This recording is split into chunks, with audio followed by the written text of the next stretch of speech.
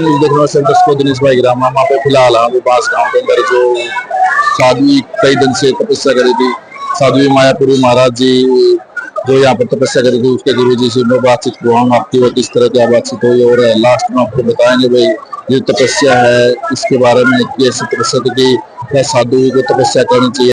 जेकर हरियाणा और डिग्गे हरियाणा में देखने वाले सारे दर्शकों ने विजय सैनी के राम राम। फिलहाल पर बाबा माधोनाथ का जो डेरा है बास गांव में फिलहाल मैं मौजूद हूँ।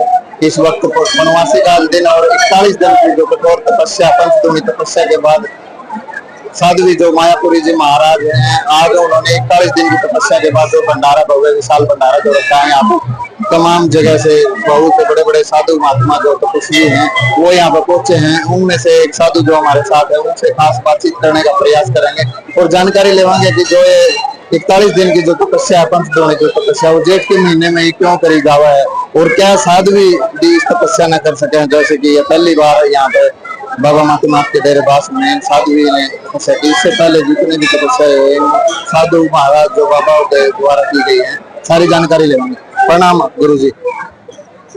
ओम नमो नारायण। जी गुरु जी पहले तो आप अपना परिचय दे दो। पहले तो मैं महंत थामापति आनंदपुरी महाराज नासिक से आया हूँ, ब्रह्मकेश्वर से महंत मायापुरी जी का गुरु हूँ जी। जैसे आपकी जो शिष्या है मायापुरी जी महाराज वो पहले इससे पहले करनाल में एक बार तपस्या कर चुके में किया है जी। करनाल में उन्होंने तपस्या किया है अगले से पिछले साल।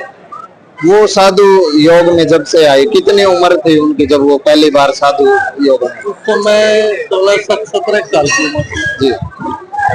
ऐसे तो बचपन से ही साधु के पास जी बहुत 7-8 साल की उम्र से ही साधु के पास थे, लेकिन वो महात्मा समाज है फिर मेरे पास आ गए।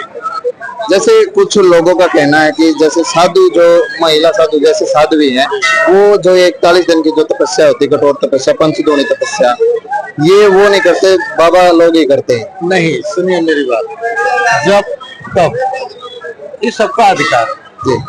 चाहे लेडीज हो या जेंट्स हो, चाहे हमारे साधु महात्मा हो या साध्वी पहले से करते आ रहा है। ऐसा नहीं कि पहले की भी साधुएं करती थी ना, उनके पास इतनी बड़ी बड़ी सिद्धियां थी, इतनी पावर थी। क्यों सत्यन सुइया गार्गी ये लोगों के पास कितनी पावर थी, तो पहले से करते आ रहे हैं। ऐसी कोई बात नहीं। देखो जब मुस्लिमों का समय आया था तो कुछ समय के लिए औरतों को जो है हर चीज में पर्दा कर दिया गया, बिल्कुल नहीं तो हर जगह औरतें हमारे साथ पुरुषों के साथ कंधा से कंधा मिला के चलती है। हमारे समाज में यही चला रहा है पहले से। जी जी गुरु जी एक और बताना, जैसे ऊपर से सूर्य की गर्मी और फिर पंचदोनी में वो भी एक आग के लपटों में बैठना, तो क्या शरीर को कष्ट देने के बराबर है या फिर एक साधना होती है जैसे साधु जो महात्मा साधना करते हैं? देखिए मन को कठोर करने के लिए तपस्या की जाती है। हमारा मन भटकता है, जैसे हम हो आप हो कोई भी हो उसका मन चंचल हो जी, मन भटकता है, तो उस मन को कठोर करने के लिए उसको एक जगह एकाग्र करने के लिए इस तरह के हठ योग तपस्या की जाती है। इसको हठ योग कहा जाता है। अग्नि तो अग्नि, पानी तो पानी है, अपनी क्षमता को देखता है कि हमारी क्षमता क्या है, यही तपस्या है।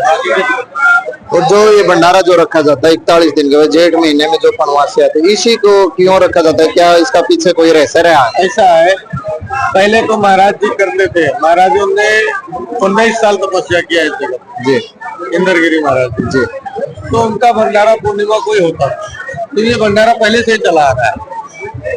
और मायापुरी ने 20 साल किया है तो महाराज ने करवाया है।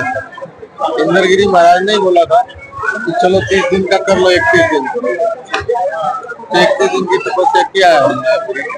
अच्छा है, कठोर तपस्या करना चाहिए, इससे लोगों का भी कल्याण होता है। अगर तपस्या नहीं करते भंडारा नहीं होता तो आप इतने लोग यहाँ आते कहाँ से? कुछ तो कारण होता है ना, और यही हमारी सनातन की भावना है। हमारा सनातन ही है ऐसा धर्म है जो इस तरह से इकट्ठा होता है। बाकी और किसी रिलीजन में इस तरह से किसी को इकट्ठा होते देखे आप नहीं। इस्लाम महाराज जी एक जैसे पीछे कोरोना महामारी जो आई थी, लोगों का कहना कि ये सिर्फ पाखंड है और कोरोना जो महामारी आई थी उसमें किसी धर्म के किसी देवी देवता ने किसी का कोई साथ नहीं दिया, ऐसा लोगों का मानना है। देखो देवी देवता खाली तुमको कोरोना के समय क्यों याद आते हैं, उसके पहले या बाद में क्यों नहीं याद आते? पहली बात तो ये है। और किसी बीमारी से, जो बीमारी आपने स्वयं पैदा किया है, जी उस बीमारी से देवी देवता का क्या लेना देना है? फिर भी देवी देवताओं ने बचाया लोगों को। जी अगर इस तरह से तपस्याएं, लोगों की हवन पूजा, अगर नहीं, उस समय में कितनी हवन पूजा हुई आपने देखा होगा, बिल्कुल हम लोग खुद कर रहे हैं, तो उससे वातावरण तो शुद्ध होता है कि नहीं? भले ही कोरोना के कीटाणु नहीं मर रहे थे, भले ही कोरोना का निदान नहीं हो रहा था, लेकिन वातावरण को एक पॉजिटिविटी तो दे रहे थे ना संत महात्मा अपने कर्मों के द्वारा, तपस्या करके, हवन करके, या कुछ भी करके लोगों को एक संतुष्टि देते थे, धर्म के नाम पे या किसी भी नाम पे, कि नहीं हम हैं तुम्हारे साथ। जी कोरोना में तो माँ बाप ने साथ छोड़ दिया, बाप बेटे ने साथ छोड़ दिया, क्यों? मरने के बाद लोग लाश लेने नहीं जाते, बिल्कुल पैसे दूर से लेके चले जाते। हमने देखा है, मैं नासिक में रहता हूँ, हमने सारी परिस्थिति देखी है, बहुत विकट परिस्थिति। तो लास्ट में महाराज जी आपसे पूछना चाहूँ, जैसे आप पहली बार यहाँ पे आए हैं बांस डेरे में, यहाँ पे नहीं, बांस डेरे में तो मैं पहले भी आ चुका हूँ कई बार, हमारा महाराज का बहुत पुराना संबंध है।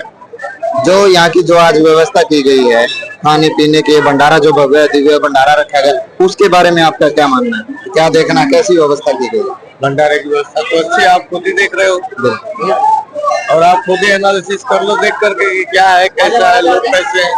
ये तो आपका क्षेत्र है, आप जानते ही हो सब कुछ। और इस क्षेत्र के लिए, हरियाणा के लिए भंडारा तो छोटी मोटी चीज है, भंडारे तो आज 10-12 भंडारे हैं, और ये सारा नियोजन आयोजन जो कुछ भी है सुंदरगिरी महाराज की तरफ से किया गया है, सब कुछ करता जाता वही है। डेरे के संचालक जी जी, संचालक, डायरेक्टर, जो कुछ भी है सब महाराज का है, और उन्हीं की कृपा से सब हो रहा है। थोड़े ही साइड जी, प्रणाम महाराज।